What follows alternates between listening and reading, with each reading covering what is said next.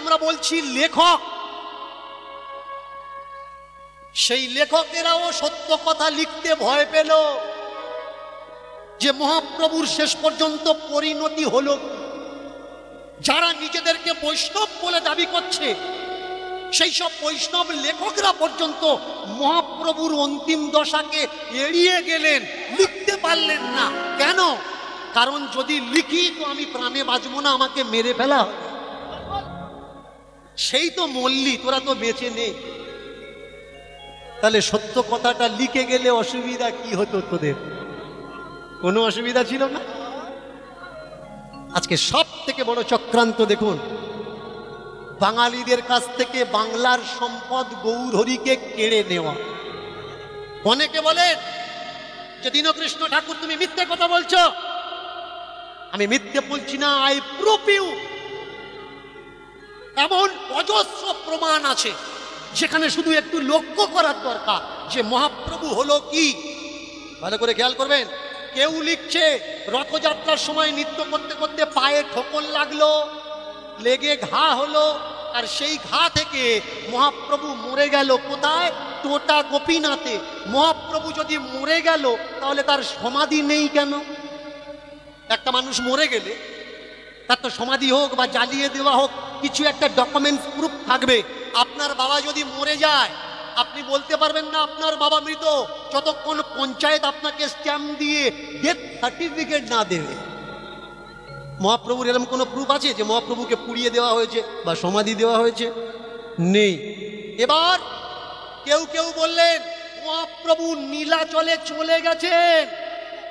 তাহলে মহাপ্রভু যদি নীলাচলে লুকিয়ে চলে গেল, মহাপ্রভু কি কাপুরুষ যে কারোর কাছে কিছু বললো না, লুকিয়ে লুকিয়ে চলে গেল? চলে যাওয়ার কারণটা কি? একটু দিমাগ লাগানো লাগবে শুধু, তাহলে বুঝতে পারবেন যে আমাদের মহাপ্রভুর উপরে কতটা ঝড় এসছে, কতটা যন্ত্রণা এসছে। ভালো করে মন দিয়ে শুনুন কথাগুলো, শোনার প্রয়োজন। কি হলো না, কেউ বলল রথযাত্রা মানে হয়ে গেছে উল্টো রথের আগে মহাপ্রভু জগন্নাথ দর্শনের জন্য মন্দিরে ঢুকেছে, আর জগন্নাথের শরীরে মহাপ্রভু মিল হয়ে গেছে, নীল হয়ে গেছে, মিলিয়ে গেছে। আচ্ছা, জগন্নাথের রথের পরে উল্টো রথের আগে যেখানে মহাপ্রভু মানে জগন্নাথ নেই, জগন্নাথ মন্দির থেকে জগন্নাথ মূর্তি বেরিয়ে গেছে, মাসির বাড়িতে আছে এখন। সরথ, তারপরে উল্টো রথ। সরথের পরে জগন্নাথ কোথায় যায়? মাসির বাড়িতে যায়। তাহলে মাসির বাড়িতে যদি জগন্নাথ গেল, মন্দিরে জগন্নাথ নেই, উল্টো রথের আগে মহাপ্রভু মন্দিরে কাকে প্রণাম করার জন্য ঢুকলেন? এটা কি একটা জোর করে মিথ্যে কথা মাথায় চাপিয়ে দেওয়ার মতো না? আবার বিচার করুন।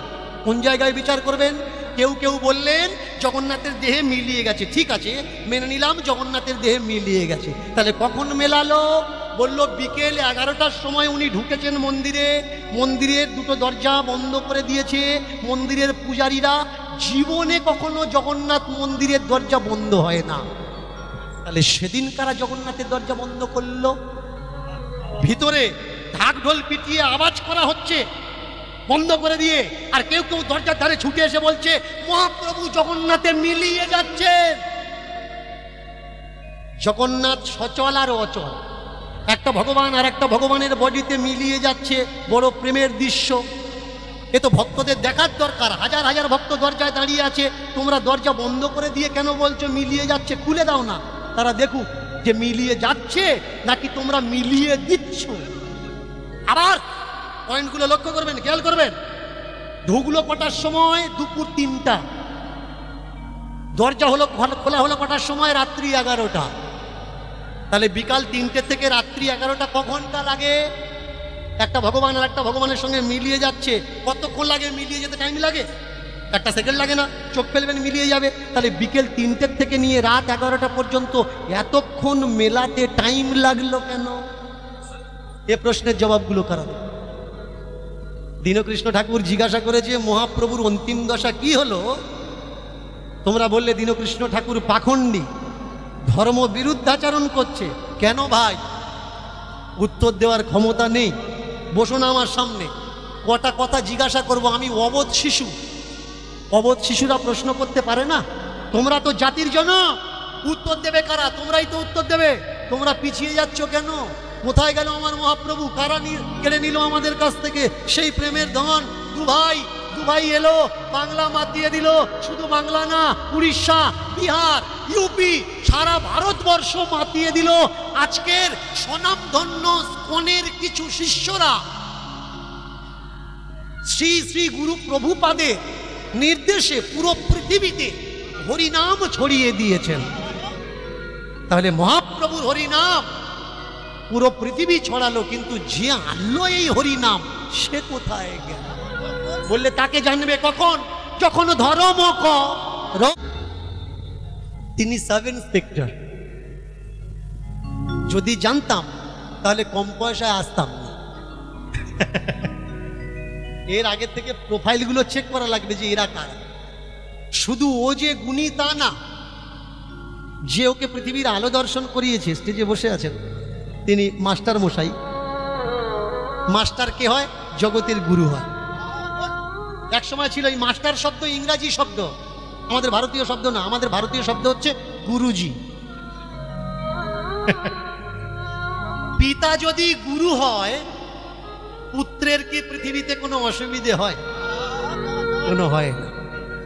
এর জন্য প্রত্যেক পিতামাতা, তোমরা যারা এখানে এসেছো বা যারা এখনো পিতামাতা হওনি হবে, বা যারা পিতামাতার লাইনে এখনো লাইন দাওনি দেবে, 1-2 বছরের ভিতরে ঢুকবে, প্রত্যেককে বলছি ভালো বাবা হওয়া কোনো ম্যাটার না। ভালো ছেলে হতে হবে আগে, তবে তুমি ভালো বাবা হতে পারো। আপনারা আমার কীর্তন শুনতে এসেছেন, আপনারা মনে করছেন দীনকৃষ্ণ ঠাকুরকে দেখছি আমরা ধন্য। এটা মিথ্যে কথা।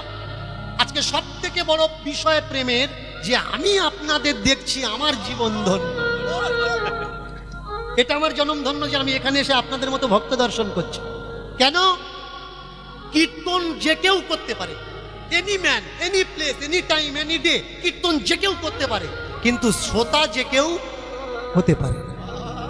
শ্রোতা হতে গেলে কিছু গুণ থাকতে হবে, তবে শ্রোতা হতে পারে। রুগী হতে গেলে কিচ্ছু লাগে না, উল্টো পাল্টা খাও, রুগী হয়ে যাবে। 2-4 কলম পড়ো, স্ক্রিপ্ট মুখস্থ করো, কীর্তনীয় হয়ে যাবে। কিন্তু ডাক্তার হতে গেলে লেখাপড়া করো, তেমনি শ্রোতা হতে গেলে পড়াশুনো করা লাগবে। আপনারা বলতে পারেন যে আমরা শ্রোতা পড়াশুনো করব কি করে? করা লাগবে না। আমি দীনকৃষ্ণ ঠাকুর একা কীর্তন করছি, আমার মতো লক্ষ লক্ষ দীনকৃষ্ণ ঠাকুরের কীর্তন আপনারা শুনে রেখেছেন। আমি তো একা, আপনাদের ভিতরে আমার মতো মানুষ লক্ষ লক্ষ ঢুকে আছে। তার মানে আমার থেকে জানকারি আপনাদের অনেক বেশি। আর একটু বুঝিয়ে বলে দিচ্ছি যে শ্রোতা হওয়া কঠিন কেন, ভালো করে মন দিয়ে শুনবেন। মা সরস্বতী, কখনো ভেবেছেন মা দুর্গা তার পায়ের নিচে কে? এই দেখেছি অসুরের মতো কথাবার্তা। মা দুর্গার বাহনের নাম কি? একটু কথা বলবেন না। শেয়াল, সিংহ। এই দেখেছো, সিংহের মতো নাম বললে আমি বুঝবো কি করে? একটু গর্জন করে বলো না। এবার মা লক্ষ্মীর বাহন কি? পেঁচা। পেঁচা কাকে বলে? যে কাউকে কিছু দেয় না তাকে পেঁচা। তাই তো? আপনি খেতে গেছেন বা কারোর বাড়িতে ভিক্ষা করতে গেছেন, আপনাকে দূর দূর করে তাড়িয়ে দিল, বেরিয়ে এসে ভিখারি কি বলবে? এদের বাড়ির বউটা পেঁচার মতো, গেলাম কিছু দিল না। তো সরস্বতীর বাহনের নাম কি? শুধু হাঁস নয়, রাজ হংস। কখনো ভেবেছেন মা সরস্বতী যিনি শিক্ষার দেবী, বিদ্যার দেবী, যিনি সুরের দেবী, সঙ্গীতের দেবী, স্তোত্রের দেবী, তার নিচে যে আছে বলুন তো তার গলায় সুর আছে? নেই। যার গলার সুর নেই সে যদি গান করে মানুষ তাকে কি বলে? হাঁসের মতো গলা, ট্যাক ট্যাক করছে। তাহলে পিঠের উপরে সুরের দেবী বসে আছে, অথচ নিচে যে আছে তার কণ্ঠে সুর নেই। একদিন হাঁস দেবীকে বলছে, মা আমি তোমার সঙ্গে ঘুরি, যে যার সঙ্গে ঘুরে সে তো কেমন হয়, তা মানুষ আমাকে নিন্দা করে, তোমার গলায় এত সুর, আমার গলায় সুর নেই কেন? মা বললে, শোন, আমার গলায় সুর আছে, আর আমি যদি তোর গলায় সুর দিই তাহলে বাইরে তো দূরের কথা, তুই তো আমার ভুল ধরবি, তুই আমাকে ভুল ধরবি, যে এই জায়গায় তাল ভুল হলো, এই জায়গায় রাগ ভুল হলো, এই জায়গায় রাগিনী ভুল হলো, এই জায়গায় মুরকি পাল্টা, গমক ঠিক লাগলো না, তুই যাতে ভুল না ধরতে পারিস তার জন্যে দিয়ে রাখলাম। এবার বোঝা লাগবে মায়ের পায়ে হাঁস কেন, কেন রাজহাঁস? এমনি হাঁস তো রাখতে পারতেন, রাজহাঁস কেন রাখলেন? মা বলে দিলেন আমার পায়ে আমি তাকে ঠাঁই দিই। কাকে ঠাঁই দিই? ওই যে পড়তে যাও না, বছরে একবার তো মা সরস্বতী পূজা হয়, গিয়ে করজোর করে বলো না, মা কৃপা করো, চরণে ঠাঁই দাও, বিদ্যা দাও, বুদ্ধি দাও। হবে না। মা বললে বিদ্যা বুদ্ধি জ্ঞান আমি তাকে দিই, আমার পায়ে আমি কাকে ঠাঁই দিই জানিস? দুধ আর জল মিশিয়ে দিলে যে জলটা বাদ দিয়ে শুধু দুধটুকু নেয়, তাকে আমি আমার পায়ের নিচে ঠাঁই দিই, না হলে তাকে দিই না। তাহলে শ্রোতা মানে কে? শ্রোতা মানে রাজহংস হতে হবে, তবে শ্রোতা হবে, না হলে হবে না। দুধ আর জলটা মিশিয়ে দেবে, দুধটা বাদ দিয়ে কেউ যদি জলটা নিয়ে বাড়ি যায়, যাওয়ার সময় বলে বলে যাচ্ছে, অত কথা বললে ভালো লাগে, মানে ও দুধ খায়নি, জল খেয়েছে, জল গিলেছে, তাহলে ঠিক নেই, দেখতে ভালো নয়, ওই জায়গাটা ভুল বললো। ভাই 4 ঘন্টার ভিতরে একটাও ভালো ছিল না, সেটা নিতে পারোনি। যাওয়ার সময় সময় তুমি তো খারাপটা নিলে, তোমার সঙ্গে যে কীর্তন শুনে ফিরে যাচ্ছে তার কানটাও বাজে জিনিস দিয়ে তুমি ভরে ভরে যাচ্ছ, যে এটা হয়নি, ওটা হয়নি, সেটা হয়নি। তত্ত্ব বললে রাজহংস যে হরিনামের শ্রোতা, সে কীর্তনিয়া আলতু ফালতু জিনিস দিয়ে যদি ভালো জিনিস মিশিয়ে দেয়, তারা আলতু ফালতু না সব চালিয়েছ, তার কি হবে? দাও, তার কথাও ভেবে দেখেছি ভগবান। আর একটা ভক্ত আছে, এই ভক্ত এসে দাঁড়িয়েছেন স্বর্গ থেকে, ইন্দ্র মহারাজ, ইন্দ্র দাঁড়িয়েছেন স্বর্গ থেকে এসে, ভগবান এই তাপর যুগে আমার 2 পুত্র, একজন সুখে আর একজন দুঃখে। আমার 2টো পুত্র এই দাপর যুগে আমি দিয়েছি, একজন সুখে মানে পাণ্ডুর, অর্জুন হলো ইন্দ্রের অংশ ঔরসে, আরেকজনকে বলতে পারবেন? অনেকে বলে ঠাকুর আপনি চ্যালেঞ্জ করেন, চ্যালেঞ্জগুলো করবেন না। আমি কথা দিচ্ছি চ্যালেঞ্জ করবো না। আপনারা কেউ অন্তত বলুন যে ইন্দ্রের অংশে আর একজন পৃথিবীতে কে ছিল? কি বলে দেবো মায়েরা? বলে দেবো? বলবো তো? তো আমি কথা বলছি, শুনতে পাচ্ছেন তো? আপনারা কীর্তন শুনছেন তো? মন দিয়ে শুনছেন তো? যারা শুনছেন না জোর করে উলুধ্বনি দিন তো।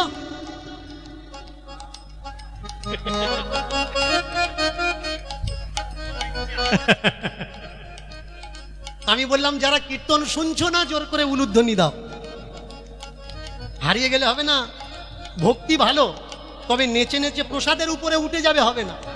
লক্ষ্য রাখা লাগবে, এটা প্রসাদ, এটা ঠাকুর, আর এটা আমার নাচ। মদ খাও, ড্যান্স করো ভালো, তার মানে এই নয় যে পাড়ার লোকজনকে তুমি চিনতে পারবে না কে তোমার দাদা, কে তোমার কাকা। তুমি ঠাকুর ভাসাতে গেলে সবাই হেঁটে হেঁটে বাড়ি আসছে, আর তোমার 2-3 জন চাগিয়ে নিয়ে আসছে। তোমার মা জিজ্ঞাসা করছে কি হয়েছে রে?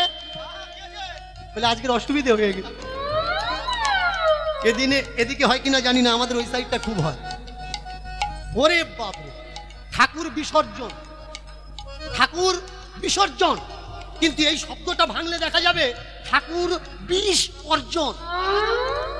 ঠাকুরকে পাঠাতে গিয়ে বিষ আমরা অর্জন করে নিলাম। বিসর্জন কি? বিসর্জন আপনার বাড়িতে যদি আপনার শ্বশুর মশাই আসে, শাশুড়ি আসে, আপনি রাত্রির বেলা ডিজে বাজিয়ে বলবেন আপনি বেরোন, আপনি যান, বলবেন রাত্রির বেলা মাইক বাজিয়ে যে আসছে বছর আবার আসবেন, এবছর বেরোন, বলেন না? তাহলে মা দুর্গার বেলা কেন, মা কালীর বেলা কেন ডিজে বাজিয়ে রাত্রির বেলা? তার মানে মা কালী, মা দুর্গা, মা লক্ষ্মী এগুলো মাইনে রাখে না। রাখে কি? যদি রাখতো, যদি তুমি মাকে মা বলে মানতে, কালীকে দুর্গাকে যদি মানতে, তাহলে রাত্রের বেলা কখনো তাড়িয়ে দিতে? তাও মদ খেয়ে। তোমার শ্বশুর যদি আগে তুমি বলবে আবার দেখা হবে, আবার দেখা হবে, সেদিন তো তুমি মদ খাবে না। তোমার যদি পরম আত্মীয় তোমার বাড়ি আসে, বাড়ি থেকে চলে যায়, সেদিন তুমি মদ খেয়ে আগিয়ে দিতে যাবে? তাহলে এ অত্যাচার কেন? চাচ্ছে হিন্দু ধর্মের সর্বনাশ। অন্য জাতিরা না, অন্য জাতিরা না, তারা করছে, হিন্দুরাই করছে। কেউ যদি তোমাকে বলে তুমি ভগবান বলে মনে করো, আর এইরকম ভাবে দুচ্ছা করে তাড়িয়ে দিচ্ছ। এই যে কদিন আগে হয়ে গেল কার্তিক পূজা, তাই না? যার ছেলে পুলে হয় না তার ঘরে কার্তিক দেয়, দেয় তো, কার্তিক দেয় কেন? তা কার্তিকের মতো ছেলে পুলে হবে।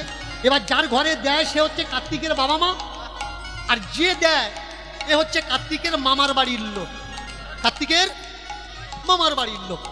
তাহলে ঠাকুর মশাই ডেকে পূজার সময় বলে মামার বাড়ির লোকজন কই? দেখো ঠাকুর মশাই ডেকে পূজা করাচ্ছে। কার্তিক পূজা করার পরে প্রাণের মতো, কিন্তু হাতের তালু আর পায়ের দুটো তালু একেবারে কমলের মতো নরম। তাই যদি হয়, মেরেছে পায়, মারা গেল। কেন মারা গেল? না কালকুট বিষ মেখানো ছিল তাই মারা গেল। আচ্ছা, যমুনার ভিতরে লুকিয়ে ছিল কালীয় নাগ, যার বিষের তেজ এমন, যদি উড়ে যায় শত দূর থেকে কোন পক্ষী তেমন, সেই বিষের তাড়নায় পাখি জ্বলে পুড়ে মরে ছাই হয়ে যমুনায় পড়ে। তাই তো? তাহলে শত যোজন পর্যন্ত যার বিষের দাপট, সেই কালীয় নাগ কত গরল তুলে দিল আমার প্রাণ গোবিন্দের উপরে। তাতে গোবিন্দের মৃত্যু হলো না, আর সামান্য একটু তীরের মাথায় কালকুট বিষ লাগানো ছিল, পায়ে ঢুকলো আর গোবিন্দ মরে গেল। এ কথাটা কি মেনে নেওয়া যায়? আহা, এ চক্রান্ত। সত্য অনুসন্ধান করা লাগবে যে অ্যাকচুয়ালি ভগবানের হলো কি। যদি বই পড়ার ইচ্ছা থাকে আমাকে ফোন করে দেবেন, বইয়ের নাম বলবো, পড়ে নেবেন। অনেকে বলে চৈতন্য চরিতামৃত ছাড়া নাকি মহাপ্রভুকে জানার অন্য কোনো গ্রন্থ নেই। আমি বলবো বাঙালি চরিত্র অভিধান কিনে নিন, দেখবেন সেখানে ৩৫০০-এর উপরে বেশি মহামানবদের কথা লেখা আছে। মেদিনীপুরের তো কয়েক হাজার। ভালো করে মন দিয়ে শুনুন, মেদিনীপুরের কয়েক হাজার মহামানবের কথা এই গ্রন্থে লেখা আছে, আপনি পড়ে শেষ করতে পারবেন না। আর সেই বইয়ে মহাপ্রভুর সময়কালে মহাপ্রভু সম্বন্ধীয় যত বইয়ের রেফারেন্স ওখানে দেওয়া আছে, পড়ে নিন, তাহলে পেয়ে যাবেন। এই সেই ভগবান। ভগবান খবর পাঠালেন, উদ্ধব যাও গিয়ে বলো আমার সময় শেষ, আমি চললাম। এই মূর্তি তোমরা পূজা করো, তোমাদের উপায় হয়ে যাবে। সেই মূর্তিখানা হাতে পেয়ে সচল আর অচল কখনো মন চায় কি মা? মন চাইবে? আপনি যদি কাউকে ভালোবাসেন, আর আপনার বাবা যদি বলে এই দেখ যাকে ভালোবাসিস ওকে ভুলে যা, আর ওর ছবিটা তোকে দিচ্ছি, তুই ছবিটা যত্ন কর, মন মানবে? অর্জুন বলে উঠলে, উদ্ধব সচল গোবিন্দ আমরা দুনয়নে দেখেছি, অচল গোবিন্দ পাথর রূপী গোবিন্দে কিয়া আমাদের মন ভরবে। গোবিন্দ যেমন চলে গেছে, তেমনি আমরা ওই পৃথিবীতে আর থাকবো না। কোন পথ দিয়ে গেল রে? কেন হিমালয়ের পথ দিয়ে গেল? আমরাও যাব হিমালয়ের পথ দিয়ে। কি করব পৃথিবীতে থেকে? যাকে ভালোবাসি তাকে যদি না পাই, কাছে না পাই, এ জীবন রাখার থেকে না রাখা ভালো। পঞ্চপাণ্ডব আদি দ্রৌপদী তারা নির্ণয় নিলেন এখানে আর থাকবো না, আমরা হিমালয়ের পথে রওনা দেব। গোবিন্দ আমাদের কপালে যা রেখেছে। যাওয়ার সময় এই চতুর্ভুজ মূর্তিকে জলের মধ্যে ডুবিয়ে রেখে গেলেন, গোমতী নদীর জলে। রাজস্থানের গড়বেড়া গ্রামের যে নদী গোমতী নদী, এই গোমতী নদীর জলে ডুবিয়ে গেলেন। মূর্তি জলে ডুবিয়ে দিলেন। কেন? মূর্তি জলে ডুবিয়ে দিলে শুদ্ধিকরণ। বাহ বাহ বাহ, অনেকে বলে না মূর্তি উৎসব করো, মূর্তি উৎসব করো, বলে তো যে আমি মূর্তিতে প্রাণ প্রতিষ্ঠা করলাম। প্রাণ প্রতিষ্ঠা কে করছে ভালো করে শুনবেন, চক্রান্ত কোথায়? আপনি লক্ষ্মী ঠাকুর নিয়ে আসলেন, কালী ঠাকুর নিয়ে আসলেন, দুর্গা ঠাকুর নিয়ে আসলেন, সরস্বতী ঠাকুর নিয়ে আসলেন, ব্রাহ্মণ পূজা করতে এসে আপনাকে বলছে চক্ষু দান দেবো, কাপড় টেনে দাও। আপনি বললেন ব্রাহ্মণ আদেশ করে যাই একটা ধুতি নিয়ে আয়, ধুতি দে দে দে দে। কেন না? ব্রাহ্মণ বলছে চক্ষু দান করার পর দেবী বা দেবতা যেন এদের না দেখে, যেন আমার দেখে। ঠাকুর তুললোকে আমার পাড়ার ছেলেরা, ঠাকুর আনলোকে আমার ঘরের ছেলেরা, কালেকশন করলোকে আমার গ্রামের মানুষ। তাহলে চক্ষুদানের সময় কাপড় ঢেকে দেবে কেন? ব্রাহ্মণ বললে মাগো তুমি চেয়ে দেখো আমি কত কাঙালি, এদের দেখতে হবে না মা, এরা জোগাড় করার ক্ষমতা আছে, আমার কোনো ক্ষমতা নেই। প্রথমে কে এলো? দুর্গা এলো। ব্রাহ্মণকে তাকিয়ে দেখলো, হ্যাঁ এ কাঙালি, তাহলে এর কিছু দি। এইবার দুর্গার পরে কি এলো? লক্ষ্মী হয়ে। ফের চেয়ে দেখে, ফের তুই কাপড় ঢাকা দেওয়া, ফের তুই বললে হ্যাঁ মা আমি। বলে আচ্ছা তোকে ধন দিলাম। এবার লক্ষ্মীর পরে কি আসলো? লক্ষ্মীর পরে কালী। এবার বললো কাপড় ধর, আবার আবার কাপড় ধরেছে, চক্ষুদান হবে। মা চেয়ে দেখে বলে হ্যাঁ রে ফের। বললে মা ফের দাও। কালীর পরে আসলো কি? সরস্বতী। আছে অনেক দেবী দেবতা, সকলের নাম নিতে গেলে তো রাত পুরোবে না। সরস্বতী, সেখানে আমরা চাইলাম, ব্রাহ্মণ বলে দাও কাপড় টেনে দাও। সরস্বতী বললে হ্যাঁ রে তুই। বললে হ্যাঁ গো মা আমি ভিখিরি। সরস্বতী বললে তুই ভিখিরি হয়ে থাক, কোটি টাকা থাক, ব্রাহ্মণ কিন্তু লাখ টাকার ভিখারি। এটা কেন? দেবী দেবতাদের অভিশাপ। যত চাচ্ছি, দেখেছো হাত নাড়ছে কেন বলো তো? এও আমার মতো একটা ব্রাহ্মণ, অধিকারী ব্রাহ্মণ।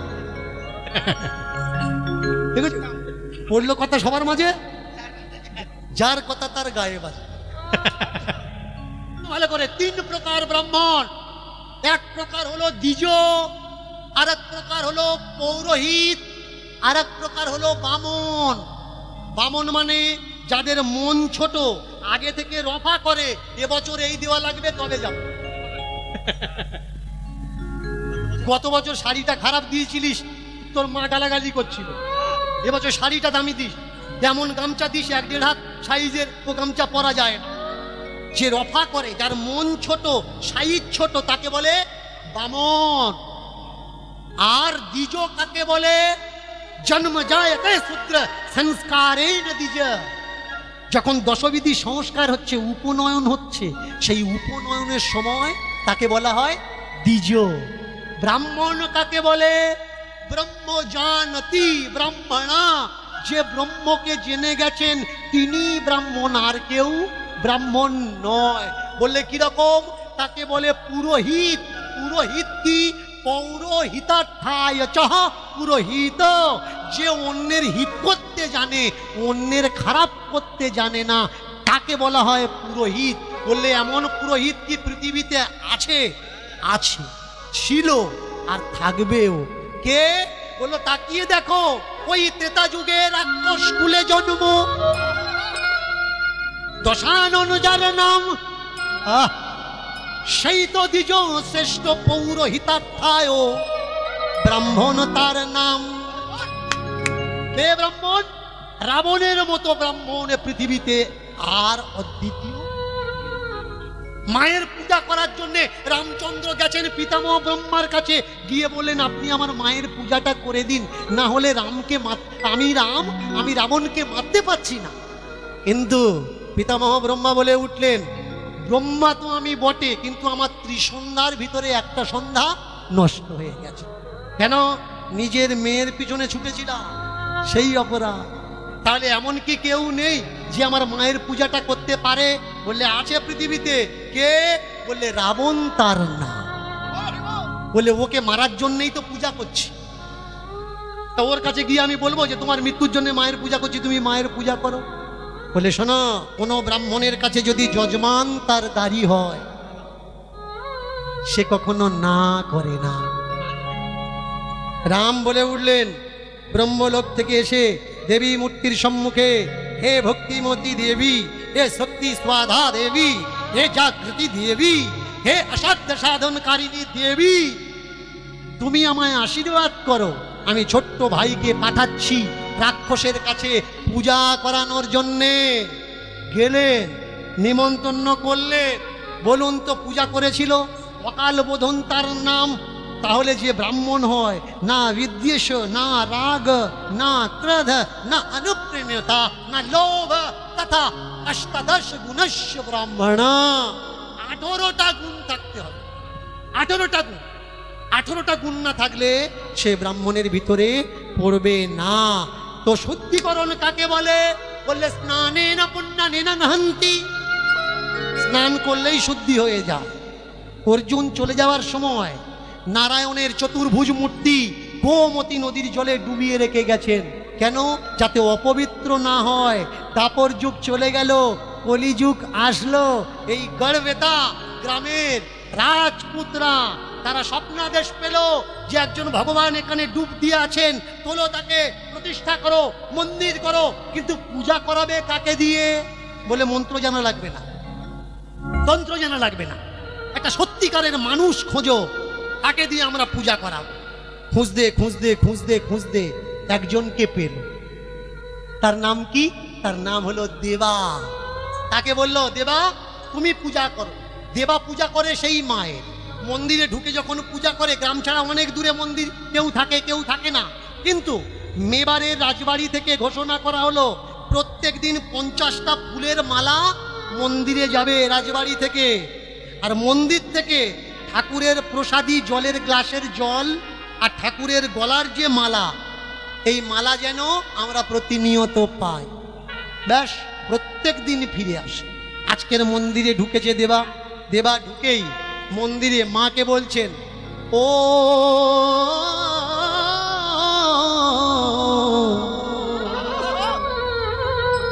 দেবা। নারায়ণ মূর্তির সামনে করজোড় করেছে, ও দেবা, ও देवा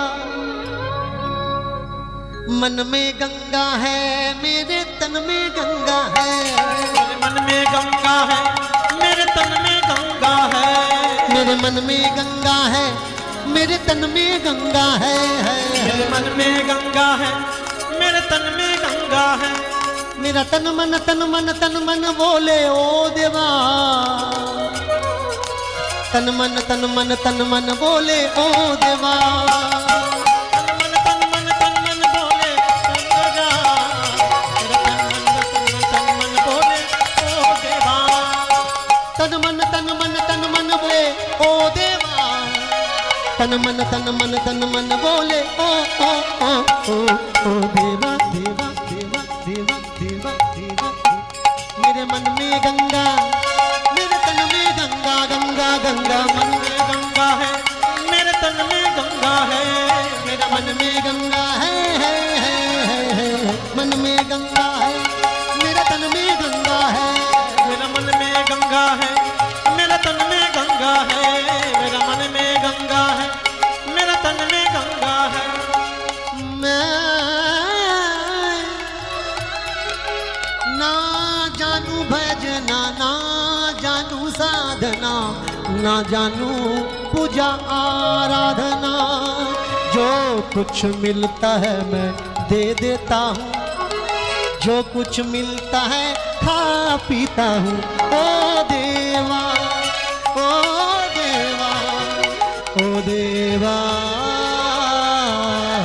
देवा मेरे मन में गंगा है मेरे तन में गंगा है मेरे मन में गंगा है मेरे तन में गंगा है मन गंगा तो मन गंगा तन गंगा तो तन गंगा तन गंगा को तन गंगा तन गंगा को तन गंगा আমি আপনাদের বলবো না যে আপনারা হাত তুলুন বা তালি বাজান, এটা একটা ব্যক্তিগত ইচ্ছা, ব্যক্তিগত সাধনা।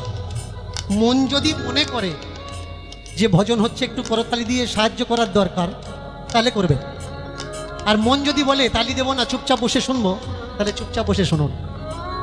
मन से बड़ा ना कोई, सुनो सबके पर करो मन के, क्योंकि मन ही ईश्वर होई, मन ही ईश्वर। তাই মনে মনে মায়েরা একটু করতালি দিয়ে, কেমন মায়েরা তালি দেবেন তো? একটু করতালি দিয়ে, কেমন? मन में गंगा है मेरा तन में गंगा है, मेरा मन में गंगा है, मेरा तन में गंगा है, मेरा मन में गंगा है, मेरा तन में गंगा है।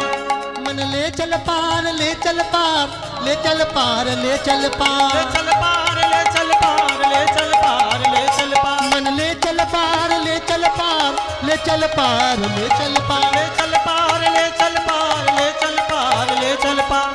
गुरु बिन पार ना होए,